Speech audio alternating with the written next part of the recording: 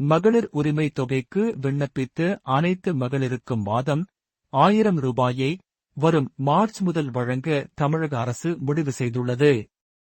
கடந்த செப்டம்பர் 2024 முதல் மகளிருக்கு மாதம் 1000 ரூபாய் வழங்கும் திட்டம் செயல்படுத்தப்பட்டது.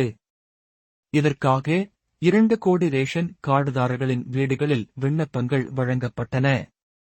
இதற்கு 1.66 கோடி பேர் விண்ணப்பித்தனர். அரசு விதித்த நிபந்தனைகள் அடிப்படையில் தேர்வான 1.15 கோடி பேரின் வங்கிக் கணக்குகளில் மாதம் 1000 ரூபாய் செலுத்தப்பட்டு வருகிறது. இதனால் 1000 ரூபாய் கிடைக்காதவர்கள் கடும் அதிருப்தியில் உள்ளனர்.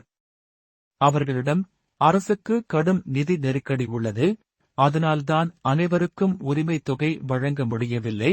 விரைவில் நல்ல முடிவை அரசு அறிவிக்கும் என அமைச்சர்கள் கூறி வருகின்றனர். அடுத்த ஆண்டு சட்டசபை தேர்தல் நடக்கிறது. எனவே உரிமை தொகைக்கு விண்ணப்பித்து அனைத்து மகளிருக்கும் முதல்வர் ஸ்டாலினின் பிறந்த நாளான வரும் மார்ச் 1 முதல் 1000 ரூபாயை மாதந்தோறும் வழங்க அரசு முடிவு செய்துள்ளது. பட்ஜெட்டில் அறிவிப்பு வெளியாகலாம்.